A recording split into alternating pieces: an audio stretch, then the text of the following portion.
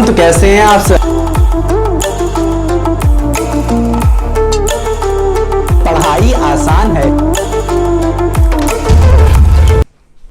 तो बच्चों, अब हम लोग पढ़ते हैं इस चैप्टर का सबसे लास्ट टॉपिक, और जो कि मेन टॉपिक है वो क्या है? Davisson and Germer experiment. ठीक है, हम पहले इसको समझते हैं कि हमें इसकी जरूरत ही क्यों पड़ी, इस एक्सपेरिमेंट की जरूरत ही क्यों पड़ी। ठीक है, समझ में आ रहा है कि नहीं? तो इसके लिए थोड़ा रिकैप जाते हैं। हमने आपको बताया था ना कि डी ब्रॉगली साहब जो थे, उन्होंने अपना हाइपोथेसिस दिया था, उसकी कोई प्रूविंग नहीं दी थी। ठीक है, और उसी की प्रूविंग इन्होंने दिया। क्या दिया? क्या कि मैटर हैज वेव। ठीक है, इन्होंने किया क्या? प्रूव किया that matter has a wave nature. समझ में आ रहा है कि नहीं? देखिए कैसे। अब देखिए, रिकैप में हम लोग देखते हैं कि डी ब्रॉगली साहब ने क्या कहा। इन्होंने कहा कि every moving particle has a wave associated with it. Her moving particle के पास एक वेव होती है। ठीक है, तो बहुत सारे लोगों ने पूछा, भैया होती है तो बताइए, हम भी तो मूव करते हैं, हमारे पास वेव, तो हमारी वेव तो दिखती नहीं है, आप बताइए कि कहां है वेव। तो इन्होंने कहा, ये जो मैं बता रहा हूं ये बड़े बड़े पार्टिकल्स के लिए सिग्निफिकेंट नहीं है। ठीक है, उसके लिए मतलब जो वेव मिलती है इनके लिए वो बहुत ही छोटी होती है और उसे डिटेक्ट नहीं कर सकते। ठीक है, और ये चीज जो है वो छोटे पार्टिकल के लिए बहुत ही ज्यादा सिग्निफिकेंट है, उसके लिए लग जाती है। इन्होंने कहा इसका प्रूफ दीजिए, तो इनका प्रूफ नहीं दे पा रहे थे। ठीक है, बट इन्होंने कहा बट ये हाइपोथेसिस लगती है। ठीक है, इन्होंने ये दिया, बट इसकी प्रूविंग जो है वो हमारे Germer and Davisson and Germer ji ने दिया, इसकी प्रूविंग दी। ठीक है, तो हमारे डी ब्रॉगली साहब शॉर्ट में क्या कहते थे कि हर पार्टिकल वेव बन सकता है। क्या बन सकता है? वेव बन सकता है, अगर वो क्या कर रहा है? मूव कर रहा है। हर पार्टिकल, दुनिया का जितना भी पार्टिकल है वो वेव बन सकता है, उसके पास वेव नेचर हो सकता है, अगर वो क्या है? मूव कर रहा है।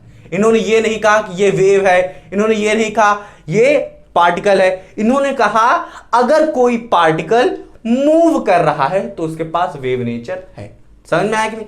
ठीक है, तो इन्होंने इसी वेव को कहा, जो वेव क्या मिल रही है? पार्टिकल से मिल रही है, इसी को इन्होंने कहा क्या?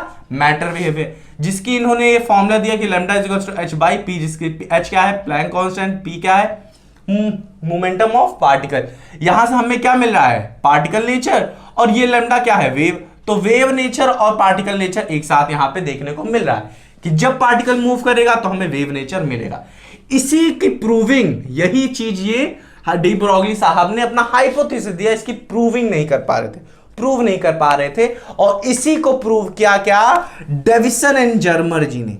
हाँ कि ना? और इसी चीज को जे थॉमसन जी ने भी प्रूव किया था।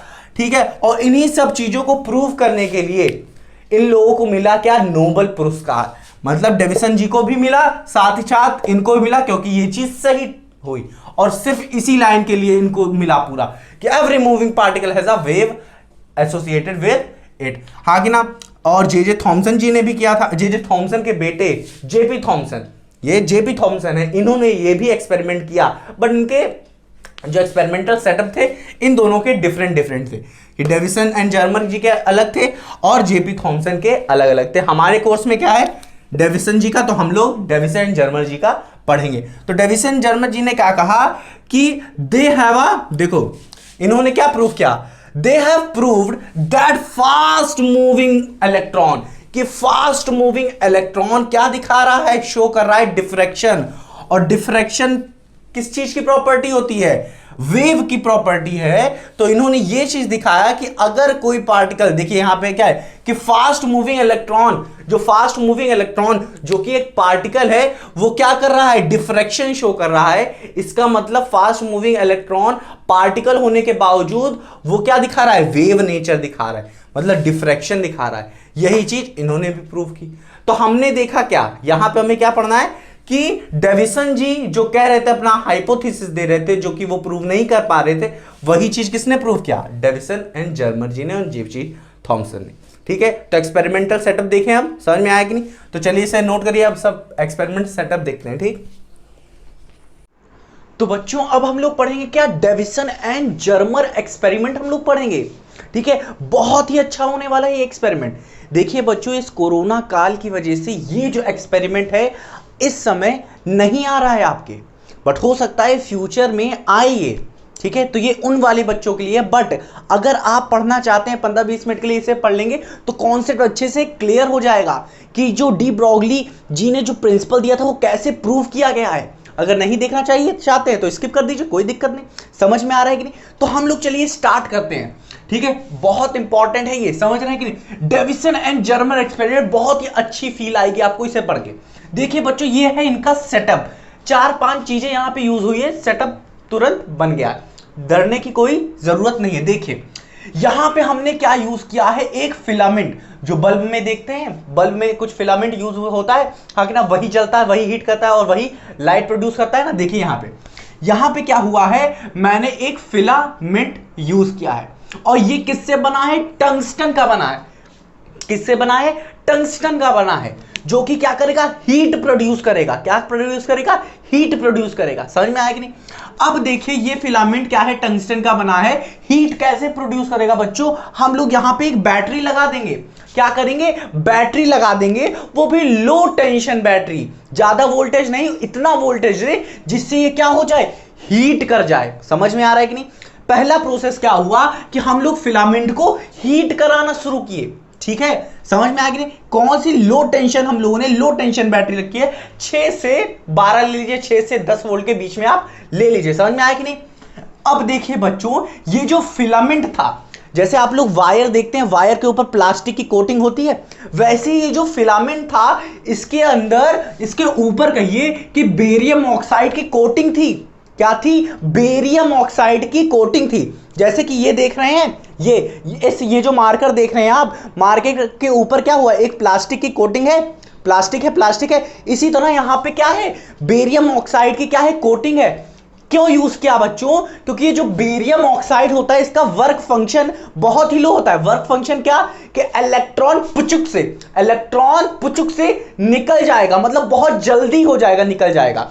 मतलब जैसे कि हम लोगों ने पढ़ा था कि नहीं, यहां पे क्या होता था, रेडिएशन, मतलब लाइट हम लोग यहां पे देते थे, यूवी ले लीजिए आप। ठीक है, ये आता था यहां पे स्ट्राइक करता था, हाँ कि ना, और यहां से क्या होता था, इलेक्ट्रॉन सरफेस से निकल जाता था। फोटो इलेक्ट्रिक इफेक्ट अभी पढ़ा था, हाँ कि ना, निकल जाता था ऐसे।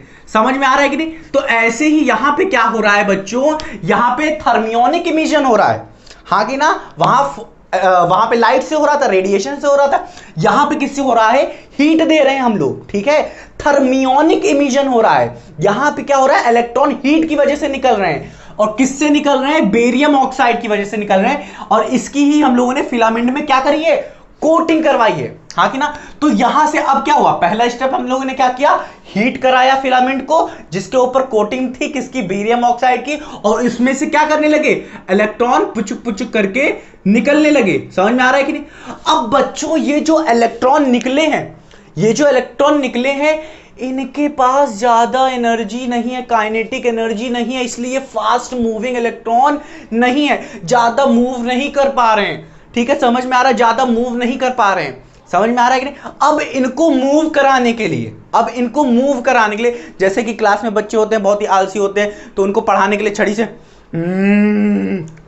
चलो पढ़ते हैं। ठीक है, समझ में आ रहा है कि नहीं, कि छड़ी उड़ी होती है। तो इसी तरह यहां पे भी हम लोग क्या करेंगे, यहां पे हम लोग कुछ यूज करेंगे जिसकी वजह से ये क्या हो जाएंगे, एक्टिव हो जाएंगे, इनके पास फास्ट एनर्जी आ जाएगी, इनके पास एनर्जी नहीं कह सकते, कि ये क्या करने लगे, फास्ट मूविंग इलेक्ट्रॉन बन जाएंगे, हाँ कि ना। अभी ये स्लो है, ठीक है, तो इनको फास्ट बनाने के लिए हम लोग यहां पे एक हाई टेंशन यूज करते हैं। देखिए यहां पे, अब देखिए जो इलेक्ट्रॉन यहां पे यूज हुए हैं, ये क्या करते हैं, ये करते हैं क्या, यहां से इस होल, मतलब इस होल क्या, ये है हमारे पास, ये एक सिलेंडर है। क्या है, एक सिलेंडर। हम देखिए अभी बताते हैं, ये जो इलेक्ट्रॉन है, ये जो निकल रहे पुचुक से इधर उधर भाग रहे होंगे। अब क्या करते हैं बच्चों हम लोग, कि इसी इधर उधर भाग रहे होते हैं, तो इनको क्या करते हैं कि एक सीधी लाइन में, मतलब समझ लीजिए यहां से यहां तक मैंने मान लिया कोई एक फाइन होल बना हुआ है, इस फाइन होल से हम लोग इसी पुचुक से जो इलेक्ट्रॉन निकल रहे होते हैं, इनको इसी फाइन होल से निकालना होता है। ठीक है, समझ में आ रहा है? तो पुचुक इधर उधर भाग रहे नेगेटिव, तो नेगेटिव को सीधी लाइन में सही से लाने के लिए हम लोग क्या करते हैं, एक high positive tension, high potential का यूज करते हैं, वो भी पॉजिटिव। समझ में आ रहा है कि नहीं? अब नेगेटिव पॉजिटिव और ये हाई है तो क्या करेगा, इलेक्ट्रॉन को अट्रैक्ट करेगा, हाँ कि ना? तो इसको क्या कर रहा है, इलेक्ट्रॉन को क्या कर रहा है, एक्सेलरेट कर रहा है, इन पे क्या कर रहा है, कुछ फोर्स लगा रहा है, फोर्स लगा रहा है, हाँ कि ना? इलेक्ट्रोस्टैटिक फोर्स लगा रहा है, और फोर्स लगाने के बाद ये क्या कर रहा है, खींच रहा है, इसे खींच रहा है मतलब एक्सेलरेट कर रहा है। तो to accelerate the emitted electron, इसका यूज क्या हुआ, हाई टेंशन का यूज क्या हुआ, to accelerate the emitted electron. तो ये जो इलेक्ट्रॉन निकले हुए थे इनको क्या कर रहा है, एक्सेलरेट किया, हाँ कि ना? समझ में आया कि नहीं? और ये जो इलेक्ट्रॉन थे एक्सेलरेट करने के बाद इन सब इलेक्ट्रॉन को क्या हुआ, ये एक फाइन होल, मान लेते एक पुचुक सा इधर होल है, एक पुचुक सा इधर होल है, इस होल से क्या करता है, इस सिलेंडर के निकल जाता है, ये बीम ऑफ इलेक्ट्रॉन बना लेता है। समझ में आया कि नहीं? कि इलेक्ट्रॉन मान लेते हैं कुछ ऐसे था, निकला निकला निकला निकला और ये इस होल से क्या करा, निकल गया, पास कर गया, और बीम ऑफ इलेक्ट्रॉन गए हैं, बीम ऑफ इलेक्ट्रॉन, बहुत सारे इलेक्ट्रॉन गए हैं। समझ में आया कि नहीं? बहुत सारे इलेक्ट्रॉन अब क्यों हो गए, सीधी लाइन में चल गए, पहले नहीं जा पा रहे थे क्योंकि क्या हो रहे थे, इनके पास ज्यादा क्या था, ज्यादा इनके पास एनर्जी नहीं कहिए, ज्यादा फास्ट मूविंग नहीं थे। समझ में आया कि नहीं? ज्यादा फास्ट मूविंग नहीं थे, इसीलिए इनको फास्ट मूविंग बनाने के लिए हमने हाई टेंशन का यूज किया। ठीक है, अब क्या हो रहा है, अब अच्छे से जा रहा है भाई साहब, अच्छे से जा रहा है, मक्खन पूरा अच्छा खासा बीम बना रहा है। अब देखिए बच्चों, यहां से जैसे इलेक्ट्रॉन निकलेगा, अब यहां पे ये डिफ्रैक्शन करना चाहेगा। क्या करना चाहेगा, दिमाग में एक वर्ड आया है आपके, डिफ्रैक्शन। बच्चों ने नहीं पढ़ा होगा, आप लोगों ने तो कंफ्यूजन आ रहा होगा, अगर नहीं पढ़ा है आपने तो डालिए क्या, डिफ्रैक्शन बाई, पढ़ाई आसान है। ठीक है, समझ में आ रहा ना? हमने अच्छे से उस पर बताया है आपको। ठीक है, डिफ्रैक्शन कुछ नहीं, बहुत ही सरल चीज होती है, बस आप यहां पे एक वर्ड याद रखिएगा, डिफ्रैक्शन। समझ में आया कि नहीं? कि मतलब डिफ्रैक्शन क्या होगा, कहीं पे एक लाइट का डिफ्रैक्शन लेते हैं तो कहीं पे क्या होगा, लाइट ब्राइट होगी, कहीं पे कम होगी, कहीं पे ब्राइट होगी, कहीं पे कम होगी। समझ में आ रहा है ना? तो समझ में आ रहा है कि नहीं, हाँ कि ना? कहीं पे ब्राइट, कहीं पे लो, कहीं पे ब्राइट, कहीं पे लो। समझ में आ रहा है कि नहीं? तो ये होता है डिफ्रैक्शन। अब यहां पे जैसे ही इलेक्ट्रॉन आया बच्चों, बीम ऑफ लाइट आई, तो यहां पे अब हम लोग न्यू बहुत ही अलग तरीके का हम लोग यहां पे डिफ्रैक्शन करेंगे, और वो भी समझ लीजिए अलग मेथड ही हम लोग यूज करेंगे यहां पे। और यहां पे अलग मेथड यूज किया डिफ्रैक्शन कराने के लिए, वो क्या था बच्चों, यहां पे क्रिस्टल यूज किया गया। क्या यूज किया गया, क्रिस्टल, और वो किसका, निकल का क्रिस्टल यूज किया गया। ठीक है, और भी क्रिस्टल यूज किए गए होंगे, पर जो बेस्ट रिजल्ट आ रहा था भाई साहब, वो किससे आ रहा था, निकल के क्रिस्टल से। समझ में आया कि नहीं? निकल के क्रिस्टल से आ रहा था। अब हम लोगों ने क्या पढ़ा बच्चों, कि फिलामेंट था, फिलामेंट को हीट किया गया तो बेरियम ऑक्साइड से क्या निकला, इलेक्ट्रॉन निकला। इलेक्ट्रॉन को क्या करें हम लोग, इलेक्ट्रॉन को क्या किए, एक हम लोग ने क्या किया, एक्सेलरेट किया। कैसे, हाई टेंशन से। क्यों, क्योंकि ये फास्ट मूविंग इलेक्ट्रॉन नहीं था, तो इसे फास्ट मूविंग बनाने के लिए इसे एक्सेलरेट किया। ये सारे के सारे क्या करने लगे, सट से ऐसे जाने लगे। समझ में आ गया नहीं? सबके सब यूं तुरंत भागने लगे इसमें। समझ में आ रहा है कि नहीं? अब ये एक्सेलरेट करने लगे, यू यू यू गए, और इसमें जाके ये भिड़।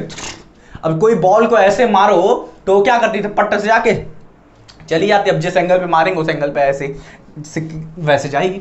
ठीक है, समझ में आ रहा है कि नहीं? अब यूं गया, यूं टट्ट से लगा इसमें। अब जैसे ही लगा बच्चों, तो ये क्या करेगा, स्कैटर करना शुरू करेगा। स्कैटर का मतलब क्या, चारों तरफ यू यू यू यू घूमेगा, चारों तरफ यूं भागेगा। समझ में आ रहा? तो यहां पे जैसे ही स्ट्राइक किया तो ये क्या करने लगा, कुछ स्कैटर करने लगा। हाँ कि ना? मान लेते हैं इन दोनों, इन सबके बीच में एंगल बना फाई, स्कैटर करने लगा। हाँ कि ना? यूं गया, यूं गया, यूं गया, यूं गया, यूं गया। समझ में आ रहा है ना? अब यहां पे गया, यहां पे भिड़ा, स्कैटर करने लगा हर जगह। अब ये जो मूवेबल डिटेक्टर था, ये जो मूवेबल डिटेक्टर था, इससे हम लोग क्या करने लगे, हम लोग डिटेक्ट करने लगे क्या, इलेक्ट्रॉन को, कि किस एंगल पे कितना इलेक्ट्रॉन आ रहा है, किस एंगल पे कितना इलेक्ट्रॉन आ रहा है। और जितने नंबर ऑफ इलेक्ट्रॉन आ रहे होंगे, मतलब इंटेंसिटी ऑफ इलेक्ट्रॉन आ रहे होंगे, जितना ज्यादा आ रहा होगा उतना ज्यादा क्या होगा, गैल्वेनोमीटर का डिफ्लेक्शन होगा। मतलब हम लोग कह सकते हैं यहां से कि जो डिफ्लेक्शन होगा गैल्वेनोमीटर का, वो डायरेक्टली प्रोपोर्शनल टू इलेक्ट्रॉन है। हाँ कि ना? जितना ज्यादा इस बल्टी मान लेते हैं, इस बल्टी के अंदर जितना ज्यादा इलेक्ट्रॉन आके बैठ रहे होंगे, आ रहे होंगे, आ रहे होंगे, उतना ही क्या होगा बच्चों, उतना ही ज्यादा करंट बन रहा होगा। हाँ कि ना? करंट कह रहे हैं, डिफ्लेक्शन हो रहा होगा, हाँ कि ना, ये गैल्वेनोमीटर में क्या हो रहा है, डिफ्लेक्शन हो रहा, ज्यादा आएगा, ज्यादा डिफ्लेक्शन, कम आएगा, कम होगा डिफ्लेक्शन, समझ में? तो you you you you you हम लोग देखते रहे। और यहां पे हम लोग क्या किए बच्चों, यहां पे जो पोटेंशियल लगाया था, इस पोटेंशियल को वेरी करने लगे, क्या करने लगे, वेरी करने लगे। और हम लोगों ने देखा यहां पे कि जो बेस्ट, जो बहुत ही अच्छा, सबसे ज्यादा डिफ्लेक्शन जो आ रहा था वो 54 वोल्ट पे आ रहा था। क्या आ रहा था, ये 54 वोल्ट पे आ रहा था, वोल्टेज पे आ रहा था, और एट 50 एंगल आ रहा था। मतलब कह सकते हैं जो best of the best result आ रहा था, हाँ कि ना, कह सकते हैं आप, जो डिफ्लेक्शन आ रहा था, किसमें, गैल्वेनोमीटर में आ रहा था जो डिफ्लेक्शन बच्चों, वो कितने वोल्टेज पे आ रहा था, एक्सेलरेटिंग वोल्टेज यहां पे जो मैंने लगाया था हाई पोटेंशियल, हाँ कि ना, वो कितना था, 54 वोल्ट पे सबसे ज्यादा आ रहा था। और कितने एंगल पे आ रहा था, 50 डिग्री। ये जो 50 डिग्री मान लेते हैं 50 डिग्री है ये, हाँ कि ना, मान लेते हैं अगर है ये 50 डिग्री, तो यहां पे हमने देखा कि यहां पे जो आ रहे थे इलेक्ट्रॉन, उनके इलेक्ट्रॉन की इंटेंसिटी बहुत ही ज्यादा थी। क्या थी, बहुत ही ज्यादा थी इंटेंसिटी यहां पे। तो यहां पे क्या करने लगा, ये डिफ्लेक्ट करने लगा। देखिए बच्चों, ये जो सिग्निफिकेंट जो डिफ्लेक्शन हो रहा है, ठीक है, वो जो होगा वेरी अच्छा मिलना शुरू कहां से होगा, 44 वोल्ट से, 44 वोल्टेज से लेके 68 वोल्टेज तक हमें अच्छा, सबसे अच्छा इंटेंसिटी ऑफ इलेक्ट्रॉन मिलेगा। ठीक है, मतलब डिफ्लेक्शन हमें अच्छा खासा मिलेगा। ये देखिए यहां पे मैंने एक पॉइंट लिखा है, इन दिस एक्सपेरिमेंट, देखिए this experiment was perform at different accelerating potential. ये जो एक्सपेरिमेंट हुआ, ये डिफरेंट एक्सेलरेटिंग पोटेंशियल में हुआ, हाँ कि ना। कभी यहां पे अगर हम 10 ले लेते हैं, 20 ले लेते हैं, 30 ले लेते हैं, 40 ले लेते हैं, 44 ले लेते हैं, 45 ले लेते हैं, 55 ले लेते हैं, 60 ले लेते हैं, तो डिफरेंट पोटेंशियल पे सब देखा गया। पर जो बेस्ट रिजल्ट आ रहा था, जो बेस्ट इंटेंसिटी आ रही थी इलेक्ट्रॉन की, या फिर आपका ये बेस्ट डिफ्लेक्शन जो हो रहा था गैल्वेनोमीटर का, वो कब हो रहा था, 54 डिग्री, 54 वोल्टेज पे हो रहा था, और एक पर्टिकुलर एंगल पे हो रहा था। किस पे, पर्टिकुलर एंगल पे हो रहा था, 50 डिग्री पे हो रहा था। मतलब यहां पे कुछ कंस्ट्रक्टिव इंटरफेरेंस बन रहा है, वो सब बाद में बताएंगे, पहले ये देखिए, समझ में आया कि नहीं, कि यहां पे मैंने क्या लिखा है, this experiment was performed at different accelerating potential and significant intensity of electron was observed around 44 voltage and 68 voltage. समझ में आया कि नहीं, कि जब हम लोगों ने 44 वोल्टेज और 68 वोल्टेज के बीच का मैंने वोल्टेज लगाया, तो मुझे सिग्निफिकेंट, अच्छी खासी, सबसे अच्छी क्या डिफ्लेक्शन हमें मिल रहे थे। समझ में आया कि नहीं, मतलब good deflection of galvanometer at particular angle हमें मिल रहा था। किसी एक पर्टिकुलर एंगल पे हमें बहुत अच्छा खासा क्या मिल रहा था, डिफ्लेक्शन मिल रहा था। पर जो बेस्ट आया बच्चों, कहां आया, 54 वोल्टेज पे और 50 डिग्री पे। समझ में आया। अब यहां पे कुछ अच्छी अच्छी चीजें समझने वाली बात है। हमने ये चीज समझ लिया, क्या हुआ कि बीम आई यहां पे स्ट्राइक की, और हमने देखा क्या कि डिफरेंट एंगल पे डिफरेंट डिफ्लेक्शन हो रहा था, हाँ कि ना, डिफरेंट डिफ्लेक्शन हो रहा था। मतलब कहीं कंस्ट्रक्टिव इंटरफेरेंस हो रहा होगा, तो कहीं डिस्ट्रक्टिव इंटरफेरेंस हो रहा होगा। समझ में आ रहा है कि नहीं, हाँ कि ना। तो इसी की वजह से क्या हो रहा था, कुछ डिफ्लेक्शन कहीं ज्यादा कहीं कम हो रहा था। बट जो बेस्ट रिजल्ट हमें मिल रहा था वो कहां पे, जब हम लोग एक्सेलरेटिंग पोटेंशियल वेरी कर रहे थे 44 वोल्टेज से लेके 68 वोल्टेज के बीच में 54 पे मिल रहा था। कहां पे मिल रहा था, 54 वोल्टेज पे हमें मिल रहा था। ठीक है, और एट पर्टिकुलर एंगल जो कि 50 डिग्री है। समझ में आया, 50 डिग्री पे हमें अच्छा खासा मिल रहा था। अब यहां पे कमाल की बात, मतलब बहुत अच्छी बात यहां पे अगर हम लोग देखें कि अगर मैं इसे बीम मानना बंद कर दूं, क्या करूं, बीम मानना बंद कर दूं, एक इलेक्ट्रॉन मानूं कि ये जो बीम यहां पे आ रही थी, यहां पे पट्ट से लड़ी, पट्ट से हर जगह स्कैटर हो गई। अगर मैं यहां पे बीम मानना बंद कर दूं, यहां पे मैं एक इलेक्ट्रॉन मानूं, मतलब यहां से मैंने क्या, कोई फिल्टर लगा देते हैं, कुछ भी लगा दिया, किसी तरह लगा दिया भाई साहब, ठीक है, कोई टेक्नोलॉजी इन्वेंट कर दी जो यहां पे मैंने लगा दिया, और यहां से हमने एक इलेक्ट्रॉन निकाला, हाँ कि ना, यहां से ढेरों इलेक्ट्रॉन निकल गए थे, पर एक इलेक्ट्रॉन निकाला यहां पे, और उसको एक्सेलरेट किया, और इससे पास हुई और जाके इससे स्ट्राइक हुई। स्ट्राइक करने के बाद क्या हुआ, अब देखिए बच्चों, यहां पे एक कॉन्सेप्ट ये है कि अगर इलेक्ट्रॉन ये आया, एक इलेक्ट्रॉन आ रहा है, तो एक इलेक्ट्रॉन किस तरह बिहेव करेगा? पार्टिकल की तरह। अब पार्टिकल, एक इलेक्ट्रॉन आया, इधर से टकराया, तो किसी एक पर्टिकुलर एंगल पे, किसी एक पर्टिकुलर एंगल पे क्या होगा? ये इलेक्ट्रॉन जाएगा और उसी पर्टिकुलर एंगल पे क्या करेगा? मूवेबल डिटेक्टर में कोई डिफ्लेक्शन शो करेगा। पर ऐसा नहीं हुआ। क्या हुआ? ऐसा नहीं हुआ। एक इलेक्ट्रॉन जब आके स्ट्राइक कर रहा था यहां पे, तब हर जगह एट एवरी एंगल कुछ ना कुछ डिफ्लेक्शन हो रहा था। हर एंगल पे कुछ ना कुछ डिफ्लेक्शन हो रहा था। मतलब क्या हुआ कि इलेक्ट्रॉन हर जगह मिल रहे थे। मतलब क्या हुआ बच्चों कि इलेक्ट्रॉन यहां से यहां पे आना चाहिए था, वो क्या यहां पे भी आ रहा है, यहां पे भी आ रहा है, यहां पे भी आ रहा है, यहां पे भी, मतलब हर जगह पे इलेक्ट्रॉन आ रहा है। इसका मतलब क्या? इलेक्ट्रॉन हर जगह टूट गया है, बिखर गया है, सब इलेक्ट्रॉन्स बन गए हैं। ऐसा नहीं होता बच्चों, इलेक्ट्रॉन के टुकड़े नहीं किए जा सकते, और इलेक्ट्रॉन टूटता नहीं है, एलिमेंटल पार्टिकल है, तो ये टूट तो नहीं सकता, इतना कंफर्म है। समझ में आया कि नहीं?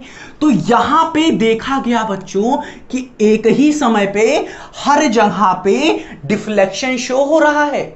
तो इसका मतलब क्या हुआ? ये जो इलेक्ट्रॉन, जो पार्टिकल था, वो यहां पे क्या हो रहा है? कलेक्शन ऑफ वेव बन गया है। कलेक्शन ऑफ वेव मतलब क्या? मतलब समझिए यहां पे एक वेव नेचर शो करना शुरू कर दिया है।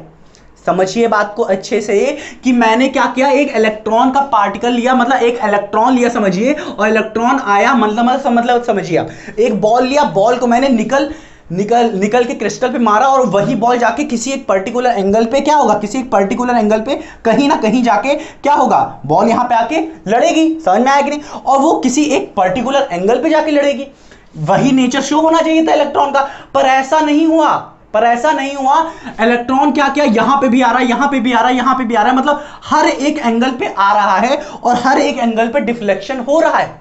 और सबसे अच्छी बात बच्चों ये देखी गई कि 54 वोल्ट पे इसी सिंगल इलेक्ट्रॉन के लिए 50 डिग्री पे भी मैक्सिमम, सबसे ज्यादा डिफ्लेक्शन हो रहा था।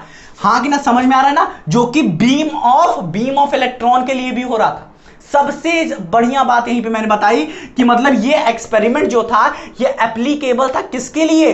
फॉर बीम ऑफ इलेक्ट्रॉन के लिए भी एप्लीकेबल, और फॉर सिंगल इलेक्ट्रॉन के लिए भी एप्लीकेबल है। समझ में आ रहा है कि नहीं? हाँ कि ना? यहां पे एक बात अच्छे से समझने वाली बात है कि जो इंटेंसिटी ऑफ इलेक्ट्रॉन है वो सबसे अच्छी कहां पे आ रही थी? 54 वोल्ट पे, और एट 50 डिग्री पे आ रही थी। समझ में आया कि नहीं? यहां पे जो इलेक्ट्रॉन पार्टिकल था, वो पार्टिकल नहीं, वेव बन गया, कलेक्शन ऑफ वेव बन गया। तो ये क्या कर रहा है? कहीं पे डिफ्लेक्शन कम, कहीं पे ज्यादा, कहीं पे कम, कहीं पे ज्यादा, यहीं पे ये भी दिखा रहा है, सिंगल इलेक्ट्रॉन भी दिखा रहा है। इसका मतलब क्या? तो कहीं पे कंस्ट्रक्टिव बन रहा है, कहीं पे डिस्ट्रक्टिव बन रहा है।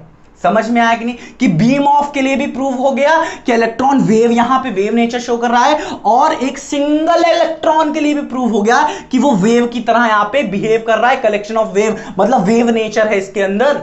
समझ में आया कि नहीं? तो ये इस एक्सपेरिमेंट से कुछ ना कुछ चीजें प्रूव हुई मेरे बच्चा।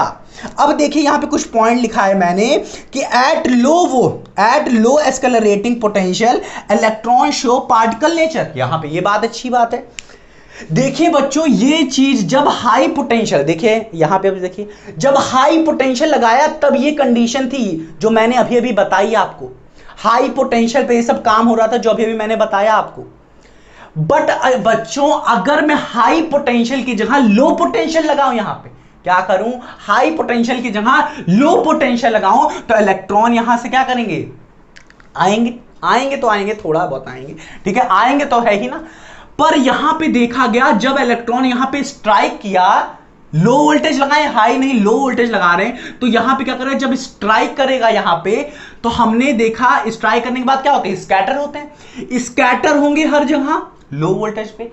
बट बच्चों, हमने देखा हर एंगल पे, हमने देखा कि जो इलेक्ट्रॉन मिल रहे थे, number of electron at every angle मिल रहा था, वो लगभग नियरली सेम मिल रहा था। मतलब अगर यहां पे 6 मिल रहा है तो यहां पे भी 6, यहां पे 5, यहां पे 6, यहां पे 5, 3 5 3 5 2, ऐसे 2 नहीं 4, ठीक है, समझ में आ रहा है कि ऐसे ऐसे कम से कम मिल रहे थे, मतलब नियरली सेम मिल रहा था। समझ में आ रहा है कि अगर यहां पे 1000 मिल रहा था, यहां पे 980, तो यहां पे फिर क्या होगा? 910, ऐसे से करके मिल रहा था। समझ में आ रहा है कि नहीं? तो मतलब नियरली सेम मिल रहा था। मतलब लो पोटेंशियल पे, लो वोल्टेज पे, हाँ कि ना, हमें क्या मिल रहा था, पार्टिकल नेचर देखने को मिल रहा था। कब? लो वोल्टेज पे। बट हाई वोल्टेज पे क्या कर रहा था, पार्टिकल नेचर चेंज हो रहा जा रहा था और वेव नेचर बन जा रहा था। समझ में आ रहा है कि नहीं, कि at low accelerating potential electron show the particle nature. ये पार्टिकल नेचर दिखाना शुरू कर दिया था लो वोल्टेज पे। वो कैसे हो रहा था कि जो इलेक्ट्रॉन आ रहे थे वो हर डिफरेंट एंगल पे लगभग सेम मिल रहे थे। समझ में आ रहा था, और डिफ्लेक्शन भी लगभग सेम ही हो रहा था, ज्यादा डिफ्लेक्शन नहीं हो रहा था। But at high accelerating potential electron show wave nature. मतलब वो क्या कर रहा है, वेव नेचर शो कर रहा है। मतलब ये कलेक्शन ऑफ वेव बन जा रहा है। मतलब कहीं कंस्ट्रक्टिव इंटरफेरेंस तो कहीं डिस्ट्रक्टिव इंटरफेरेंस बन रहा है। इतना समझ में आया कि नहीं, हाँ कि ना। अब यहां पे वही चीज मैं इतनी देर से बता रहा हूं, क्या कि एट 54 वोल्ट, हाँ कि ना, और at 50 degree a peak in intensity of electron was observed. मतलब क्या हुआ कि एक पर्टिकुलर वोल्टेज 54 वोल्टेज और एक पर्टिकुलर एंगल 50 डिग्री, हाँ कि ना, समझ में आया कि नहीं। उस पे क्या हो रहा है बच्चों, हमें एक पीक मिल रही है, सबसे ज्यादा इंटेंसिटी ऑफ इलेक्ट्रॉन मिल रहा है, या यहां से कह सकते हैं सबसे ज्यादा डिफ्लेक्शन मिल रहा है, मैक्सिमम डिफ्लेक्शन मिल रहा है किसी एक पर्टिकुलर वोल्टेज और पर्टिकुलर एंगल पे मिल रहा है। समझ में आया कि हाईएस्ट डिफ्लेक्शन मिल रहा है ना, गैल्वेनोमीटर। समझ में आया कि नहीं? इतनी कहानी समझ में आई कि नहीं आपको, हाँ कि ना। बहुत सरल है। क्या हो रहा है, इलेक्ट्रॉन निकल रहा है, निकलने के बाद इससे पास कर रहा है, बीम बन रही है, इससे स्ट्राइक कर रही है, स्ट्राइक करने के बाद हर जगह स्कैटर कर जा रही है। हाई पोटेंशियल पे हमें वेव नेचर देखने को मिल रहा है, हाँ कि ना, और एक पर्टिकुलर एंगल पे हमें ज्यादा इलेक्ट्रॉन इंटेंसिटी, ज्यादा डिफ्लेक्शन देखने को मिला एक पर्टिकुलर एंगल पे। बट यही चीज इलेक्ट्रॉन पे लगा रहे हैं तो वो भी सेम आ रही है, हाँ कि ना। होना तो चाहिए पार्टिकल जैसा, बट नहीं, बिहेव कैसा कर रहा है, वेव जैसा, हर जगह आ रहा है।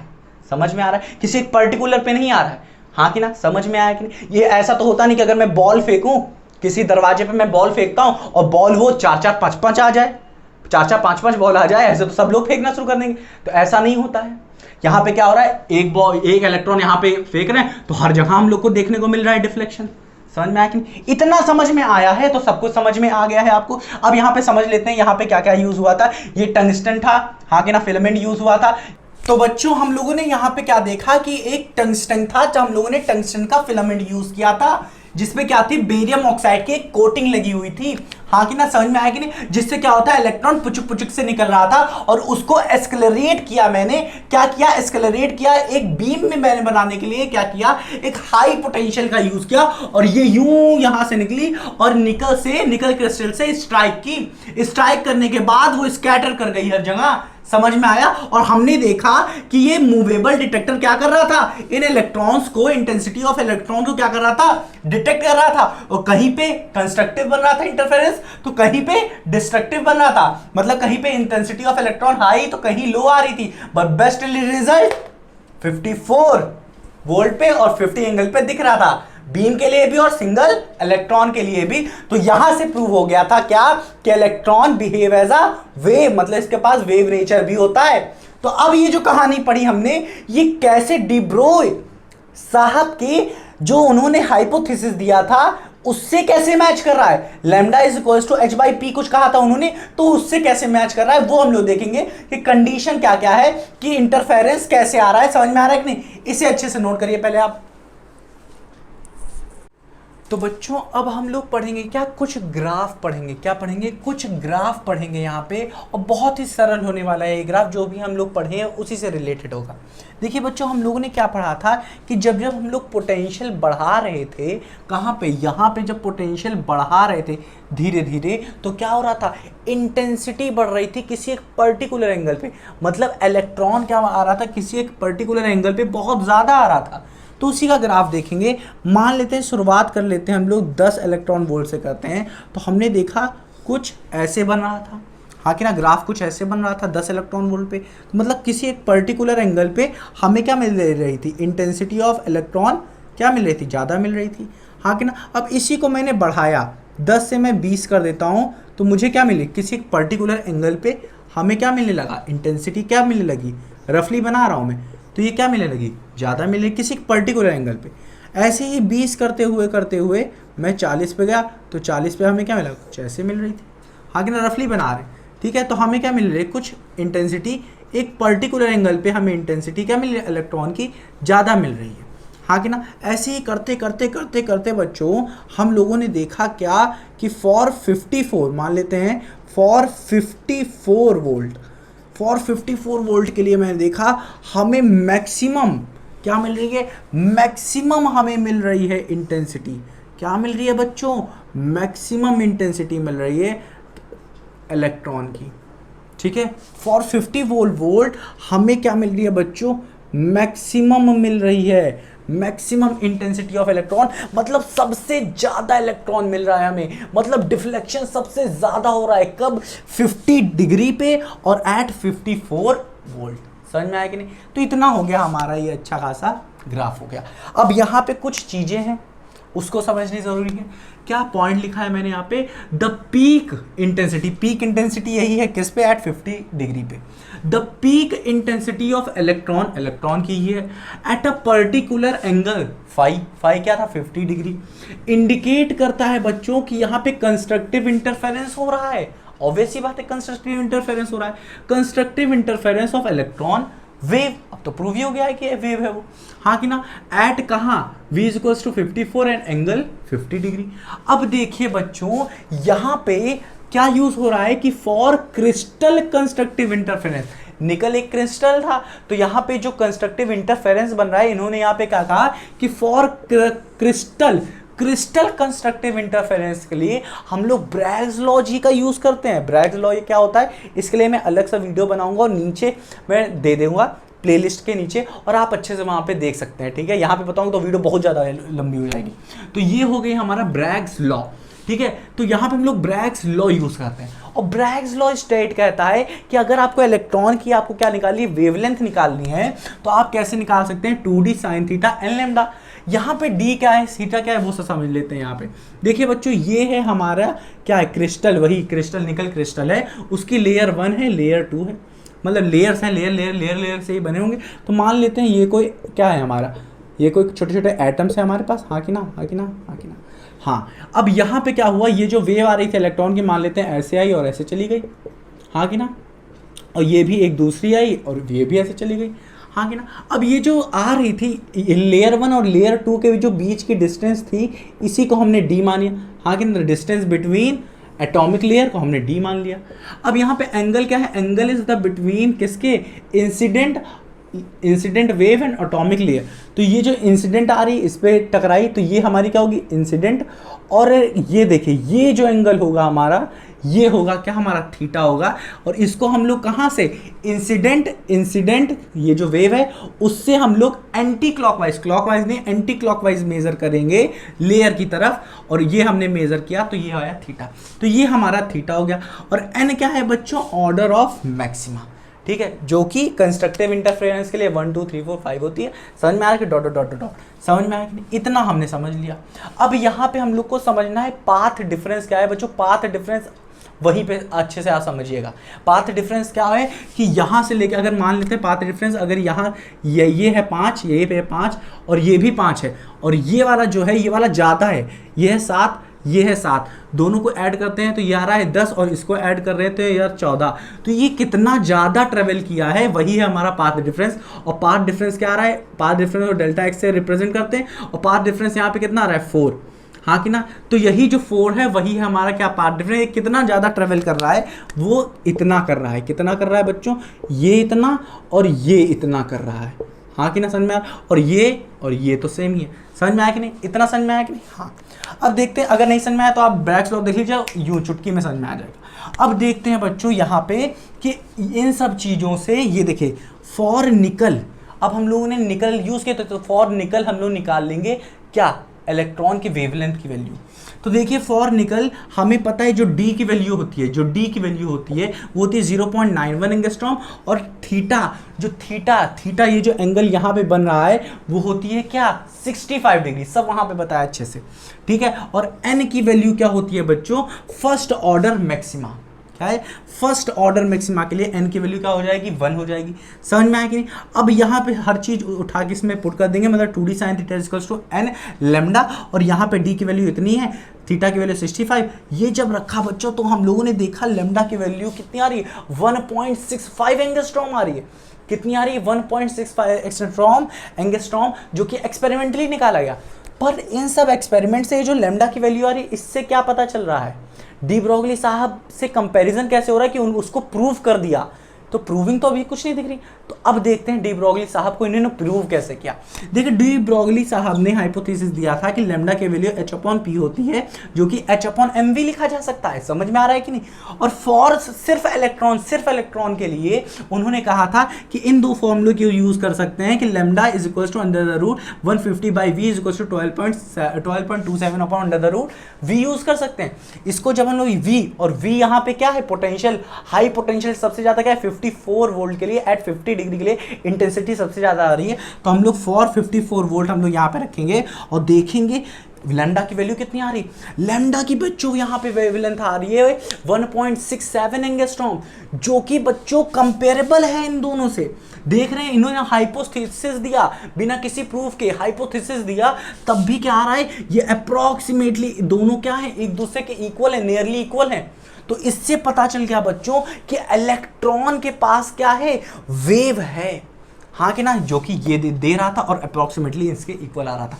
इन्होंने प्रूव किया कि इलेक्ट्रॉन के पास जो वेवलेंथ है वो 1.67 एंगस्ट्रॉम है, और इन्होंने कहा ही था कि 1.6 उनके पास वेवलेंथ होगी, ठीक है, और जो कि आ रही थी 1.67 एंगस्ट्रॉम आ रही है।